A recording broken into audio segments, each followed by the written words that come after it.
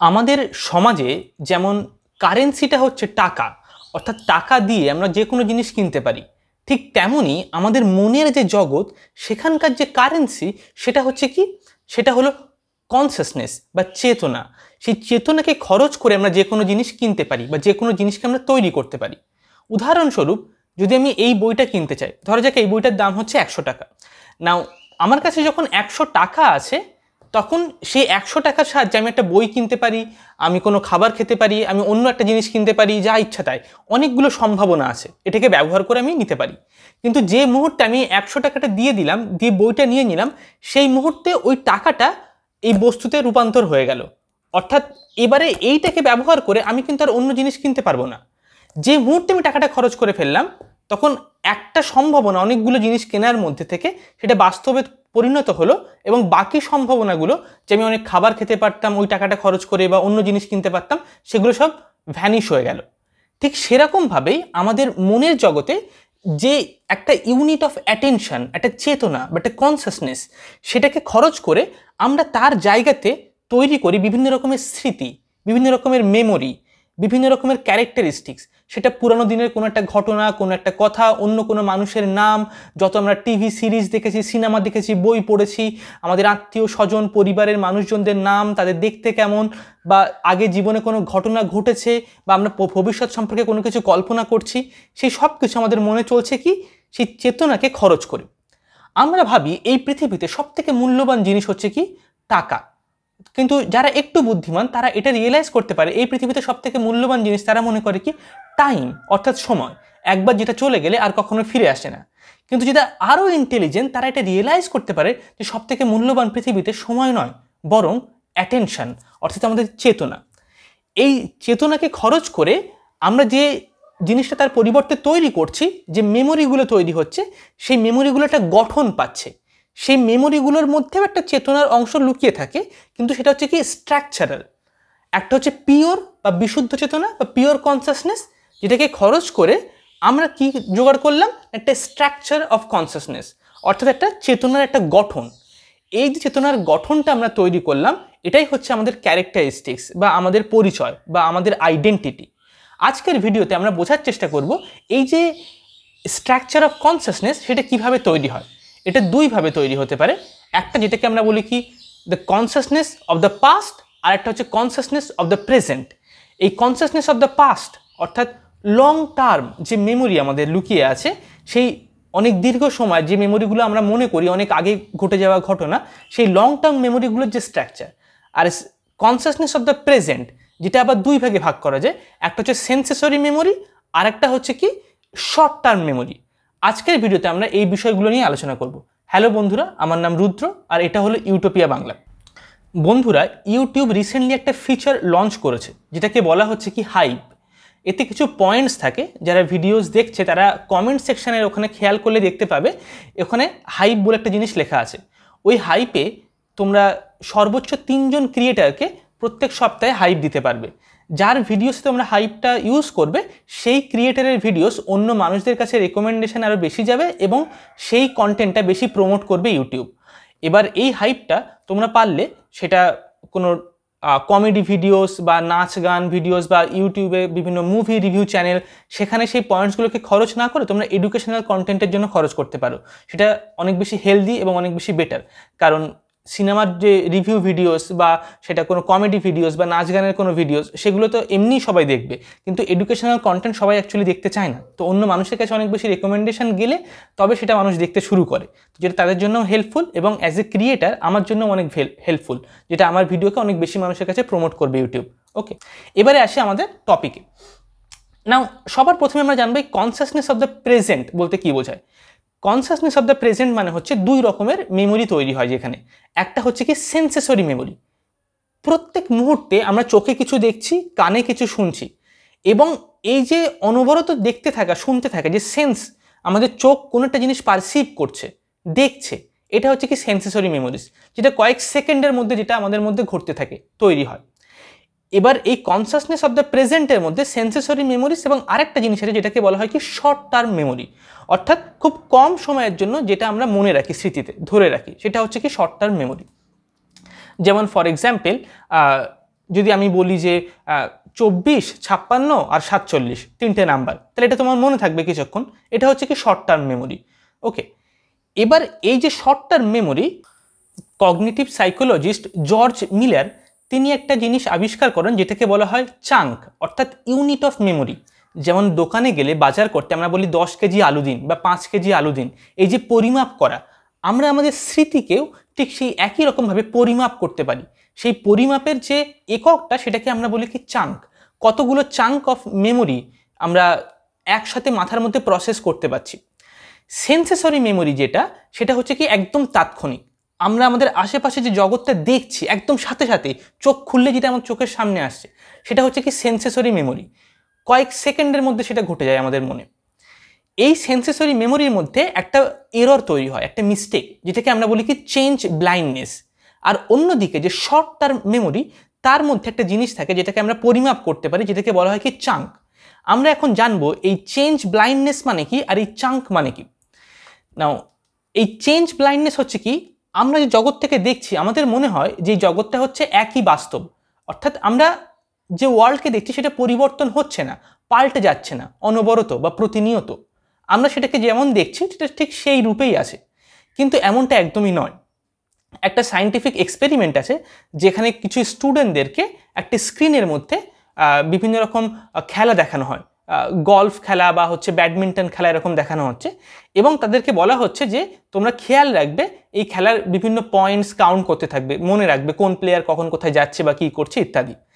এবার যখন স্টুডেন্টরা স্ক্রিনের উপরে সেটা দেখছে, সেই সময় কি হচ্ছে, কয়েক সেকেন্ডেরও মানে এক সেকেন্ডেরও কয়েকটা ভাগেরও একটা অংশ, মানে একদম 1 সেকেন্ডেরও কম সময়ের মধ্যে স্ক্রিনের মধ্যে একটা গরিলা চলে আসছে হঠাৎ করে, অনেকগুলো গরিলা মানে লাফালাফি করছে, তারপর সেটা আবার চলে যাচ্ছে 1 সেকেন্ডেরও কম সময়। তারপর তাদেরকে যখন জিজ্ঞাসা করা হচ্ছে তোমরা কি স্ক্রিনের মধ্যে আনইউজুয়াল কিছু জিনিস দেখেছো, তোমরা কি একটু অদ্ভুত ধরনের কোনো জিনিস খেয়াল করেছো, তারা বলছে কই না তো, আমরা কিছুই খেয়াল করিনি, আমরা কিছুই জানি না।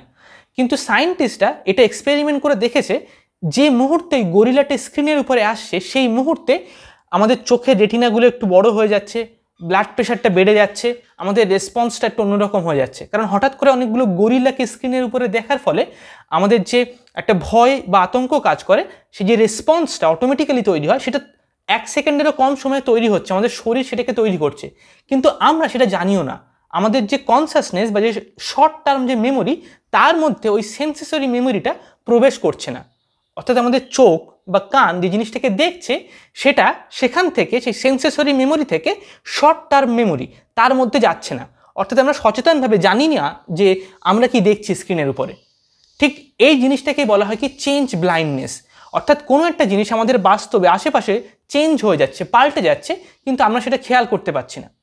এখন ধরা যাক আমি যে ঘরে বসে আছি, আমি যেদিকে তাকাচ্ছি আমি দেখছি হয়তো কোনো একটা জিনিস রাখা আছে, তারপর যদি আমি 1 সেকেন্ড অন্যদিকে ঘুরি, তারপর আবার যদি সেই দিকে তাকাই, তার মধ্যে কোনো জিনিস পাল্টে গেছে, কোনো একটা টেক্সচার, হয়তো কোথাও একটা পেজ একরকম রাখা ছিল, একটু দুমড়ে গেছে বা একটু এদিক ওদিক হয়ে গেছে, একটু সরে গেছে, বা হাওয়া লেগেছে, কিছু একটা জিনিস পরিবর্তন হয়েছে।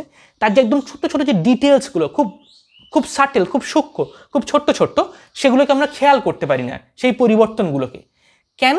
কারণ সেইগুলো আমাদের প্রত্যেক জীবনে প্রয়োজন নেই। সেই পরিবর্তনগুলোকে না দেখেও আমরা আমাদের কাজগুলোকে করে যেতে পারি, যার ফলে কি সেই পরিবর্তনগুলো হচ্ছে সেটাকে আমরা দেখতে না পেলেও, একদম তার ডিটেলসটা মনে রাখতে না পারলেও আমরা সেটা নিয়ে অত বেশি টেনশন করি না, ভাবি না।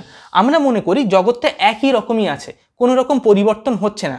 এটাকেই বলা হয় কি চেঞ্জ ব্লাইন্ডনেস। অর্থাৎ পরিবর্তনের প্রতি একটা অন্ধত্ব আমাদের কাজ করে। যখন কোনো জিনিস সমাজে পাল্টে যায়, যার ফলে যাদের বয়স হয়ে যায়, তারা সেই পুরনো দিনের জিনিসগুলোকে পছন্দ করতে শুরু করে। যারা বয়স হয়ে গেছে 50-60 বছর বয়স, তারা এই সময়ে সমাজে বা অর্থনীতিতে, রাজনীতিতে কি ঘটছে সেই বিষয়গুলোর তুলনায় তারা ফ্যাসিনেট করতে থাকে তাদের ইয়ং বয়সে কি ছিল। সেই পরিবর্তনটাকে আমরা সহজভাবে গ্রহণ করতে পারি না। পরিবর্তনের প্রতি আমরা অন্ধ হয়ে থাকতে চাই, সেটাকে আমরা ঠেলে রাখতে চাই। আমরা এমন একটা জগতে বেঁচে থাকতে চাই যেটা যেন পরিবর্তন হয় না, এবং আমরা সেইভাবে জগৎটাকে আমরা দেখতে চাই, কারণ আমাদের যে সেন্সেসরি মেমোরি জগৎ থেকে সেইভাবে দেখে। তো এই সেন্সেসরি মেমোরির একটা এরর বা একটা মিস্টেক হচ্ছে কি চেঞ্জ ব্লাইন্ডনেস। ওকে, এবারে আমরা অন্য একটা কনসেপ্টে চলে আসব। এই যে কনসাসনেস অফ দ্য প্রেজেন্ট, সেই কনসাসনেস অফ দ্য প্রেজেন্টে দুটো ভাগ। একটা হচ্ছে সেন্সেসরি মেমোরি, একটা শর্ট টার্ম মেমোরি। এই শর্ট টার্ম মেমোরি হচ্ছে কি, যেটাকে আমরা পরিমাপ করতে পারি, মেজার করতে পারি। এবং কিভাবে আমরা পরিমাপ করি, জর্জ মিলার বলে একজন কগনিটিভ সাইকোলজিস্ট, তিনি একটা জিনিস আবিষ্কার করেন যেটাকে বলা হচ্ছে চাঙ্ক অফ মেমোরিজ। কত ইউনিট অফ চাঙ্ক আমরা ব্যবহার করছি মনের মধ্যে। ধরা যাক ইংলিশের 4টে অ্যালফাবেট আমাদেরকে দেওয়া হয়েছে, একটা হচ্ছে এ, একটা হচ্ছে ই, একটা হলো ও, আর একটা হচ্ছে টি। তাহলে এটা কি, এটা হচ্ছে 4টে চাঙ্ক। এই 4টে জিনিস আমি মনে রাখছি এখন, এ, ই, ও আর টি। তাহলে কি 4 চাঙ্ক অফ মেমোরিজ। ওকে, এবার যদি আমি এমনটা করি, এ, ই, টি, এই 3টে মিলে কি 8 মানে খাওয়া, আর হচ্ছে আরেকটা কি ছিল ও। তাহলে কি আমি এই 3টেকে মিলে একটা শব্দ তৈরি করে নিলাম, আর একটা লেটারকে আমি আলাদা করে রাখলাম। তাহলে এক্ষেত্রে কিন্তু 4টে চাঙ্ক ব্যবহার হচ্ছে না। এখানে কি এই 3টেকে মিলে যেহেতু আমি একটা জিনিস মনে রাখছি, এটা হচ্ছে 1 ইউনিট হয়ে গেল, 1 চাঙ্ক হয়ে গেল। কারণ 3টিকে দিয়ে আমি একটা স্টোরি তৈরি করে নিয়েছি, সেই কনসেপ্টটাকে আমি মনে রাখছি 8, আর একটা হচ্ছে ও। বা আমি যদি এমন মনে করি যে TO2, আর একটা হচ্ছে এ, আর একটা হলো ই, তাহলে TO2 হয়ে গেল একটা চাঙ্ক, একটা এ, একটা হচ্ছে ই। তাহলে কি এখানে 3টে চাঙ্ক অফ মেমোরি আমার হচ্ছে কাজ করছে, আমার মাথায় অপারেট হচ্ছে এই মুহূর্তে। এটা হচ্ছে কি শর্ট টার্ম মেমোরি। নাও শর্ট টার্ম মেমোরি মানে কি, যেটা আমরা তাৎক্ষণিকভাবে কাজ করি, মানে সব সময় 2 মিনিট, 1 মিনিট বা 5 মিনিট আমরা কোনো জিনিস মনে রাখছি, কারোর সাথে কথা বলছি, বা কেউ একটা আমাদেরকে ফোন নাম্বার বললো, তারপর আমরা কি করি, আচ্ছা 78692807869280 7869280 ইত্যাদি, মানে একটা নাম্বারটা বারবার মাথায় রিহার্সাল করতে থাকি আমরা। ওকে, সেই যে ছোট্ট মেমোরিজ, তারপর রিহার্সাল করবো, তারপর সে আমরা যখন নোট নিয়ে নিলাম বা হয়তো আমরা মোবাইল ফোনে সেভ করে নিলাম, তখন আর আমাদেরকে এটা মনে রাখার দরকার হয় না। ওকে, এটা হচ্ছে কি শর্ট টার্ম মেমোরি। এটাকেই বলা হচ্ছে কি consciousness of the present. Consciousness বলতে এখানে স্ট্রাকচার অফ কনসাসনেস নাকি পিওর কনসাসনেস বোঝানো হচ্ছে, বিশুদ্ধ চেতনা নয়, বরঞ্চ চেতনার যে গঠন সেটাকে বোঝানো হচ্ছে। এই যে শর্ট টার্ম মেমোরি, তার একটা কিছু সীমাবদ্ধতা আছে। এই শর্ট টার্ম মেমোরির ক্ষমতা খুবই সীমিত, অনেক বেশি কিছু আমরা মনে রাখতে পারি না।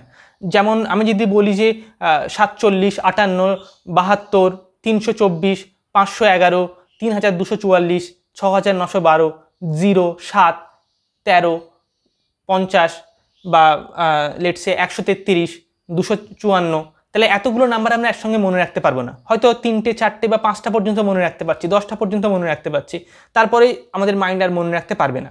কেন? কারণ শর্ট টার্ম মেমোরির ক্ষমতা হচ্ছে ওইটুকুই, ওর থেকে বেশি জিনিস শর্ট টার্ম মেমোরি আর মনে রাখতে পারে না। জর্জ মিলারের মতামত অনুযায়ী আমাদের যে শর্ট টার্ম মেমোরি, তার ক্ষমতা হচ্ছে 7 ± 2 চাঙ্ক ইউনিট, অর্থাৎ 7 যোগ 2 অর্থাৎ 9 থেকে 5, এই ইউনিট অফ চাঙ্কের মধ্যে আমাদের শর্ট টার্ম মেমোরিটা কোথাও সীমাবদ্ধ থাকে। অর্থাৎ তোমাদের মধ্যে কেউ কেউ হয়তো 9টা চাঙ্ক একবারে মনে রাখতে পারবে শর্ট টার্ম মেমোরিতে, তার থেকে বেশি পারবে না। কেউ হয়তো 10টা বা 11টা ম্যাক্সিমাম পারতে পারো, তার থেকে বেশি আর সম্ভব নয়। আবার যার মেমোরি ক্ষমতা অনেক কম, সে শর্ট টার্ম মেমোরিতে মিনিমাম হচ্ছে সব থেকে, সে হচ্ছে 5টা মনে রাখতে পারবে, 5 চাঙ্ক অফ ইউনিট। ওকে, কারো যদি অনেক দুর্বল হয়, তাহলে একটা শিশু যদি হয়, সে একদম চাইল্ডের মতো, তাহলে হয়তো সে 5টাও মনে রাখতে পারবে না, হয়তো 3টে বা 4টে মনে রাখতে পারছে, তার বেশি সে আর মনে রাখতে পারবে না। ওকে, এটা হলো শর্ট টার্ম মেমোরি। এবারে আমরা আসি লং টার্ম মেমোরি, অর্থাৎ যেটাকে আমরা বলতে পারি কি the consciousness of the past, একটা স্ট্রাকচারাল কনসাসনেস। এবার লং টার্ম মেমোরি কি, লং টার্ম মেমোরির মধ্যে সমস্ত কিছু চলে আসে, আমাদের নাম, আমাদের ওজন, আমাদের বয়স কত, আমাদের ডেট অফ বার্থ, আমাদের বাবা মায়ের নাম কি, বাবা মাকে দেখতে কেমন, ছোটোবেলার একটা ঘটনা, স্মৃতি, বা আমাদের বিভিন্ন আত্মীয় স্বজন কে, বা আমরা কোনো সিনেমা দেখেছি, টিভি সিরিজ দেখেছি, কোনো বই পড়েছি, বা স্কুল কলেজের কোনো একটা জিনিস পড়েছি, পরীক্ষার এক্সামের সিলেবাস মুখস্থ করছি, সেগুলো হচ্ছে কি সব লং টার্ম মেমোরি, যেগুলো আমাদের অনেক দিন পর্যন্ত মনে থাকে এবং আমরা মনে রাখি।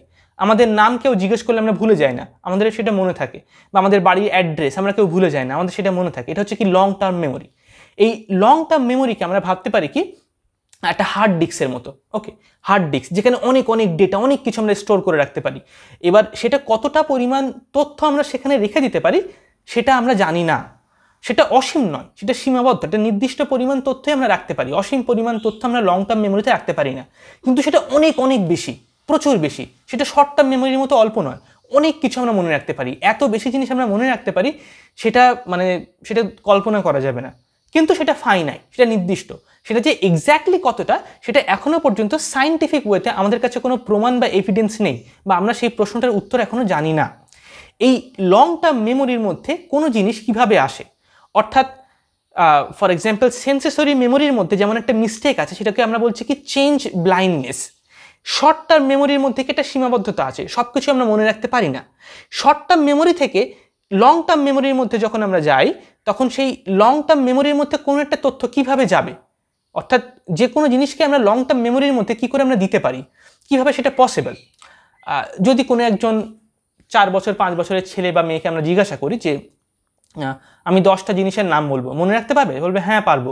তারপর তুমি 10টা জিনিসের নাম বলে তারপর বললে বলো তো দেখি, বলবে যা আমি ভুলে গেছি, আমার কিছুই মনে নেই, কারণ তার সেই জিনিসগুলো লং টার্ম মেমোরিতে যায়নি। তুমি যদি একটা বড় মানুষকে জিজ্ঞাসা করো যে তুমি 10টা জিনিসের নাম বলবে, তোমাকে মনে রাখতে হবে, বলো তো দেখি, তাহলে সে কী করবে? সঙ্গে সঙ্গে 10টা যদি নাম্বার বলি, 7 8 2 1 3, 7 8 2 1 3, 7 8 2 1 3, 7 8 2 1 3, অর্থাৎ কি মেন্টালি আমরা সেটাকে রিহার্সাল করতে থাকি, বারবার করে নিজের মনে সেটাকে বলতে থাকি। বারবার করে বললে আমরা মনে করি সেই শর্ট টার্ম মেমোরি থেকে জিনিসটা লং টার্ম মেমোরির মধ্যে চলে যাবে। সেখানে এই লং টার্ম মেমোরি একটা ব্যাংকের মতো, একটা বিরাট বড় একটা জায়গার মতো, যেখানে সমস্ত, যেমন ব্যাংকে যেমন অনেক টাকা পয়সা আমরা রেখে দিই, তেমন লং টার্ম মেমোরিগুলো সেখানে একটা স্টোর করে রাখা হয়ে থাকে, সেখানে পৌঁছে যাবে।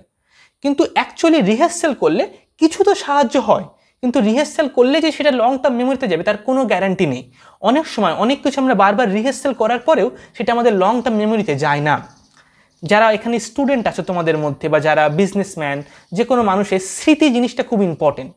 যদি আমাদের কাছে স্মৃতি কম হয়ে যায় বা হারিয়ে যায়, তাহলে আমরা জীবনে বেশি কিছু গ্রো করতে পারি না। সেটা কেন একটু পরে আমরা জানতে পারবো এই ভিডিও শেষের দিকে। তো স্মৃতি অত্যন্ত বেশি ইম্পর্টেন্ট।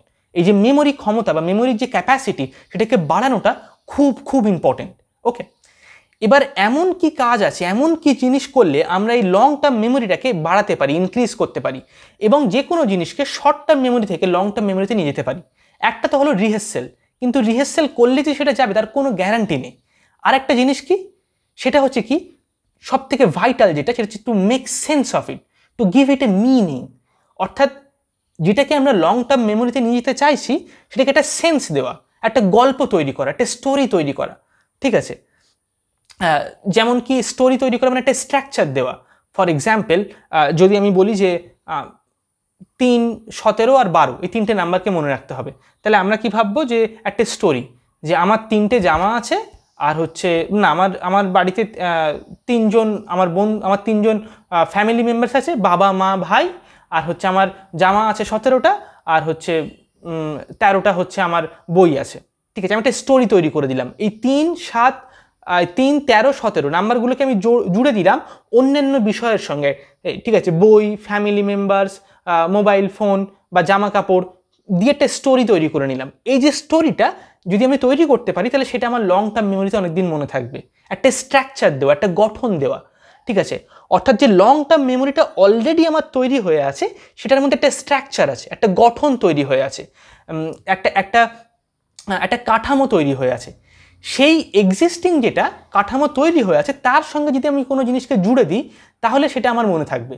যেমন ফর এক্সাম্পল, যদি আমাকে কোনো জিনিস মনে রাখতে হয়, তাহলে অলরেডি যেটা আমার লং টার্ম মেমোরিতে আছে, তার সাথে আমি এটাকে জুড়ে দিলাম যে ওটার আগে এটা হয় বা এটার পরে ওটা হয়, এরকমভাবে। তাহলে আমার এই জিনিসটা লং টার্ম মেমোরিতে চলে যাবে।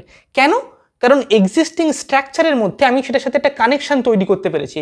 ওকে, যেটাকে আমি লং টার্ম মেমোরিতে নিয়ে যেতে চাইছি, সেই জিনিসটা, যার ফলে সেটা অটোমেটিক্যালি সেখানে চলে যাবে। আরেকটা জিনিস কি, একটা হচ্ছে এটাকে অর্গানাইজ করা, বাট এটা স্ট্রাকচার দেওয়া। আরেকটা হলো কি একটা স্টোরি তৈরি করা। এবং আরেকটা পয়েন্ট হচ্ছে কি, যেটা হচ্ছে ইমেজ বা ছবি তৈরি করা। অর্থাৎ যদি ফর এক্সাম্পল আমাদেরকে কোনো জিনিস মনে রাখতে হয়, তাহলে আমরা মনে মনে তার একটা ছবি এঁকে নিতে পারি।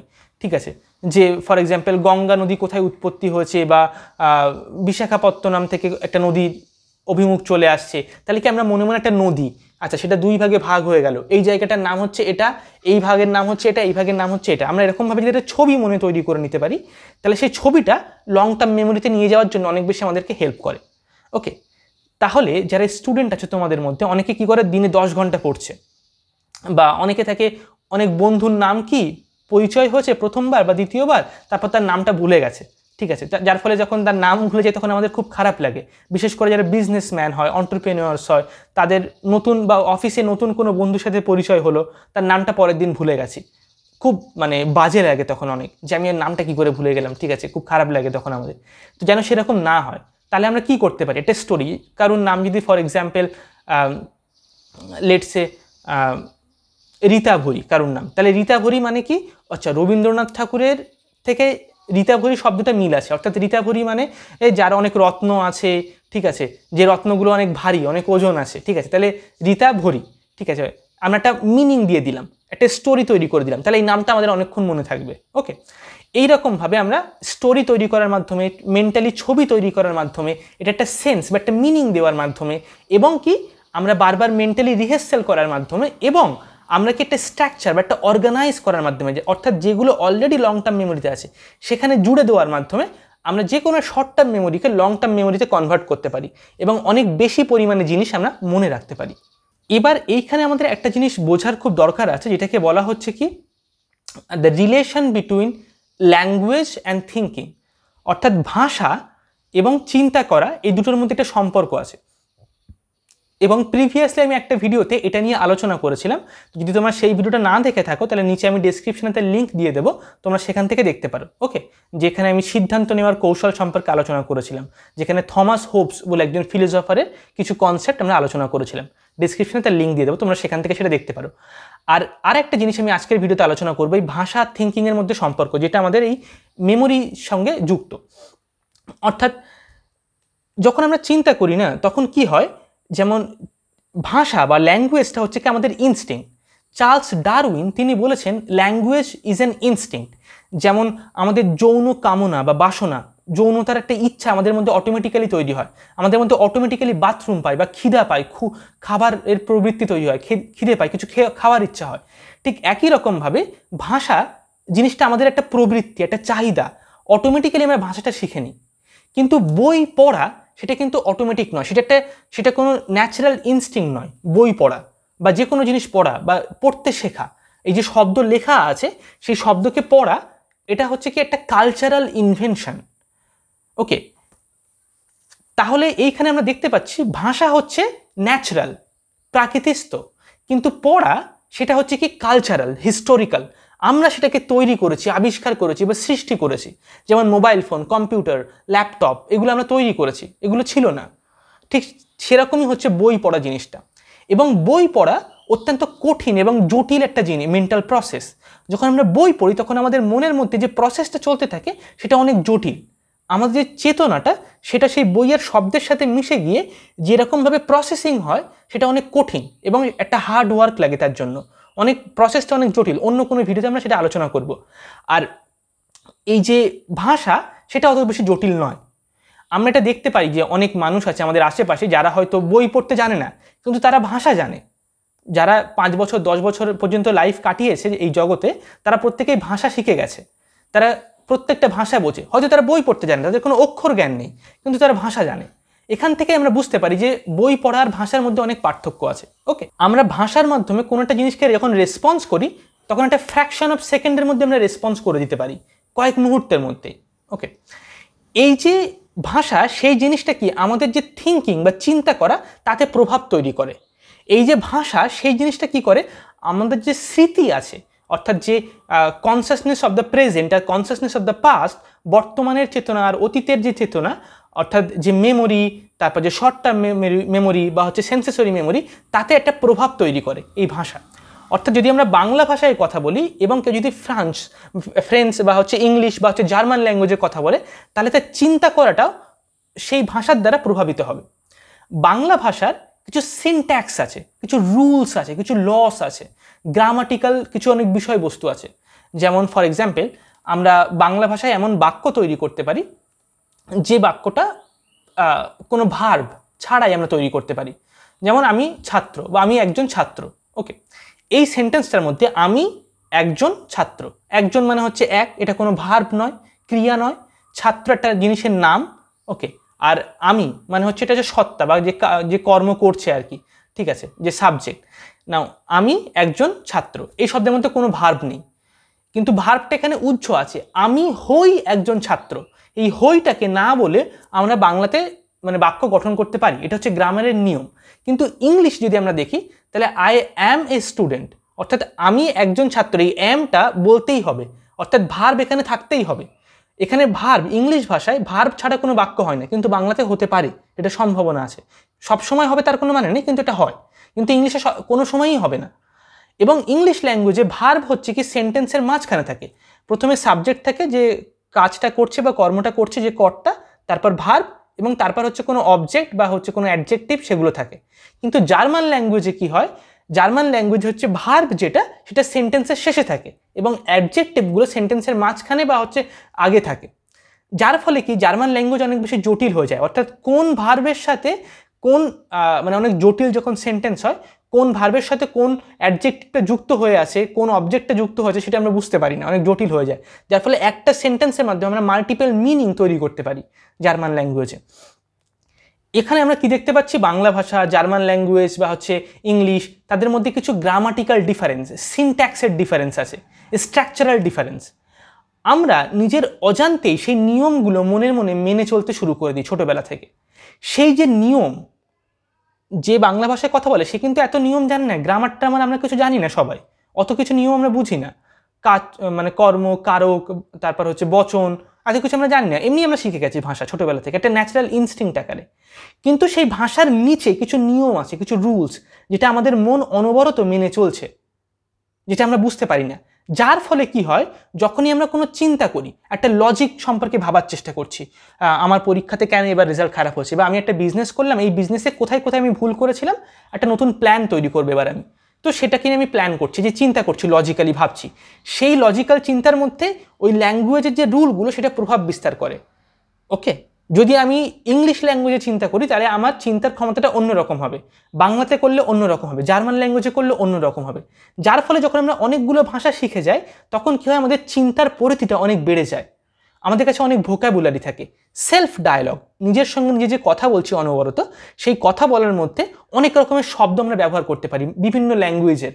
যার ফলে কি হয়, আমাদের আবেগ, অনুভূতি, আমাদের ইমোশনাল ইন্টেলিজেন্স, আমাদের থিঙ্কিং ক্যাপাসিটি, সেটার পরিধিটা অনেক বিস্তৃত হয়ে পড়ে। ফলে আমরা জগতের অনেক বড় অংশ বা পরিধিকে আমরা দেখতে পাই।